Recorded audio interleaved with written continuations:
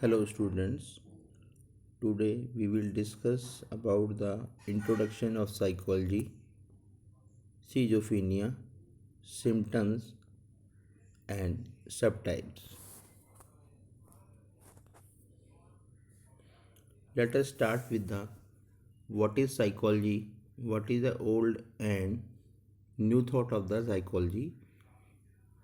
In old thought, the psychology is the word that is composed of two Greek words, psyche and logos. Psyche means soul or mind. Logos means science or study. That is, study of science means study of soul or study of mind. But there is no evidence about the soul. So this definition is criticized by many psychologists. And the new thought of the psychology is psychology the study of mental processes, behavior and experiences. What is psychology? The latest definition of psychology is defined formally as a science which studies mental processes, experiences and behavior in different contexts. In mental processes, all cognitive processes like problem solving, decision making, reasoning, learning, feeling, perceiving are included, while in experiences subjective it is subjective in nature, different for you and me, related with awareness, conscious experiences, esoteric experiences like going in a trance by meditation or taking drugs by a drug taker, drug addicted. Behavior. Behavior are the responses or the reaction we make in response to stimulus. These are involuntary actions like reflexes, voluntary actions, overt behavior that can be seen from outside like laughing, crying, playing. Covert behavior, these are internal behaviors like thinking, daydreaming, abdominal pain due to examination stress.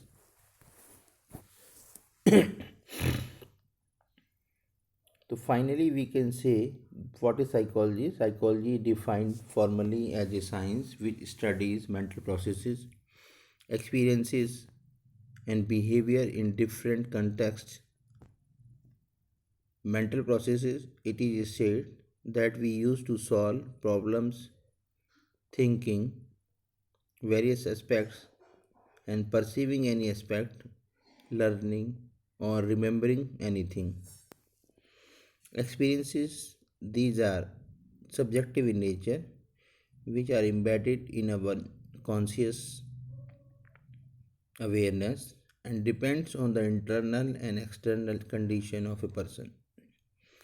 Behavior, these are the responses made by us on any condition or situation. It can be external or internal, that is overt visible and covert unnoticeable innate behavior activities.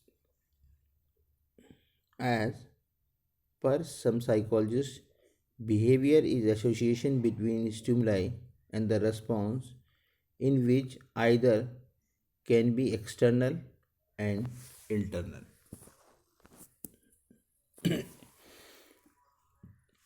Understanding mind and behavior.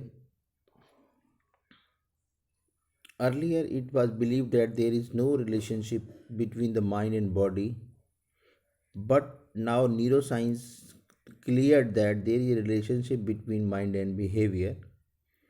It is true that mind cannot exist without brain, but mind is a separate entity. Use of mental imagery with the help of visualization, phobias were cured.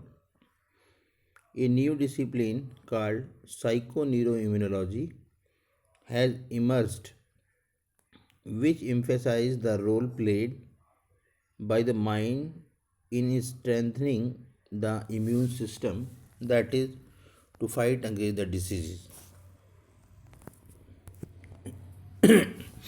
What is the difference between mind and brain? Brain, it is tangible.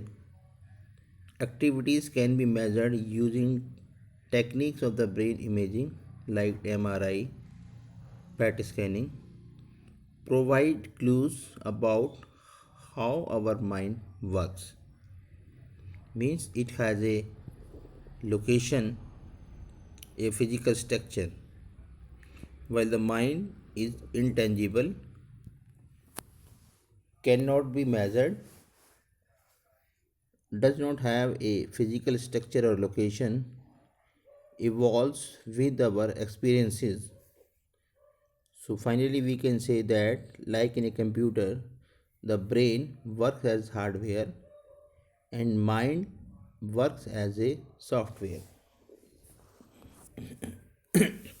Evolution of the psychology. William Wundt gave the school of structuralism. He used the method of introspection to analyze the structure of mind. As this method did not satisfy other psychologists, new schools were introduced. Second one is functionalism. It is given by William James to study human mind. He argued that psychologists should study what the mind does and how behavior functions in making people deal with their environment. He said that consciousness as an ongoing stream of mental process interacting with environment formed the core of psychology. Gestalt psychology was emerged as a new school in Germany. In this, it is showed that we experience is more than the inputs received from our environment. Experience is holistic, it is a gestalt, and they emphasize on whole as compared to the sum of the parts. John Watson established behaviorism, in which he denied the idea of introspection and the consciousness. As per him, scientific psychology must focus on what is observable and verifiable, that is, behavior. Now, Sigmund Freud gave psychoanalysis. He viewed human behavior as a dynamic manifestation of unconscious desires and conflicts. He viewed human beings as motivated by unconscious desire for gratification of pleasure seeking. We can say the Sigmund Freud focused on the unconscious desire.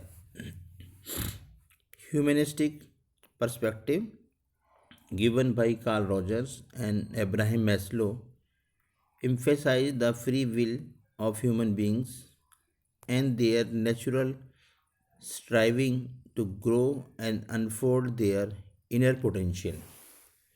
that is self actualization by the Abraham Maslow.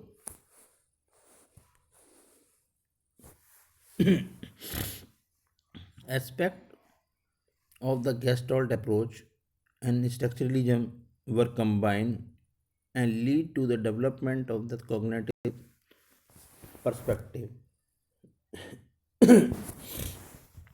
which focuses on how we know about the world.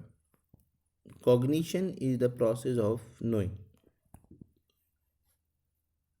And finally, modern cognitive psychology views human beings as actively constructing their minds through their exploration into the physical and social world. This view is sometimes called constructivism, means construction of their mind. Psychologists at work. Psychologists work at various human services areas: clinical psychologist, counseling psychologist, community psychologist, school psychologist, organizational psychologist. Then we will discuss about the new topic, schizophrenia. It is a group of psychotic disorders in which personal, occupational, and social life spoils. It is a debilitating disorder, means it weakens the individual. Patients as well as family also suffer from this disorder. Symptoms of the schizophrenia are grouped into three categories: positive symptoms, negative symptoms, and psychomotor symptoms.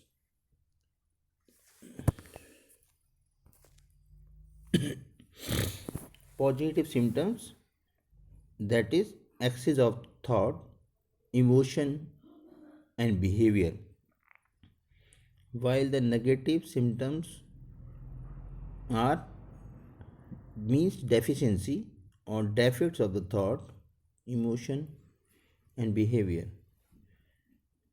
And psychomotor symptoms are related with our posture. This is a table which is showing about the different symptoms of a schizophrenic patient, and in this we are discussing about the positive symptoms. Delusion, these are the false belief that is firmly held on inadequate grounds. There is no solid evidence, no basis in reality. Delusion of persecution, feeling of deliberating victimized. Delusion of reference is feel attached to every event. Delusion of grandeur, feel especially empowered, supreme power. Delusions of control, feeling of being controlled by the others. These comes under the delusion. Then next one is the hallucinations, perception that occurs in absence of external stimuli, means there is no stimulus in the case of hallucinations. It is most common. The types may be auditory, The individual or the patient or the person hears sound or voice, tactile tingling, somatic snakes crawling in stomach, visual distinct vision of people or object, gustatory strange taste of the food and drink, olfactory smell of smoke and poison, that is pollution,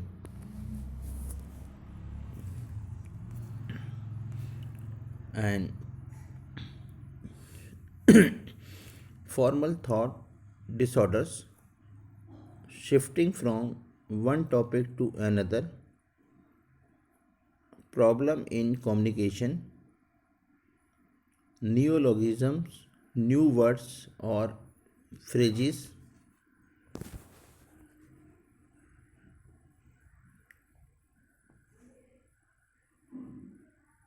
derailment, illogical thinking, there is no logical thinking, perseveration, repetition of the some thought, repeating again and again, and inappropriate effect, unsuitable emotion to the situations. These comes under the positive symptoms of the schizophrenia. Next, negative symptoms.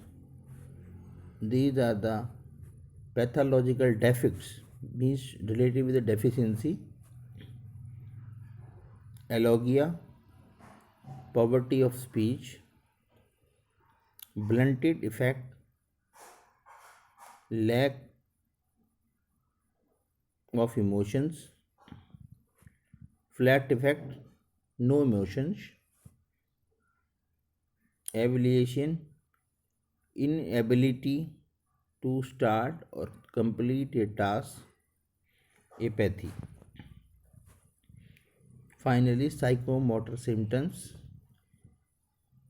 move less spontaneously and show odd gestures, may take extreme forms called catatonia, catatonic stupor, motionless and silent for a long time like a statue, catatonic rigidity, rigid posture for hours, catatonic posturing, a backward position for a long time, like a person is standing like a statue or in a single position for a long time. According to DSM 4 TR, the subtypes of schizophrenia and their characteristics are paranoid type, preoccupation with delusion or auditory hallucinations. There is no disorganized speech or behavior or any inappropriate affect. Disorganized type, disorganized speech and behavior, inappropriate or flat affect, or no catatonic symptoms. Catatonic type, extreme motor immobility, means there is a no movement, excessive motor inactivity, extreme negativism, that is resistance to instruction, or mutism, means refusing to speak. Next is undifferentiated type.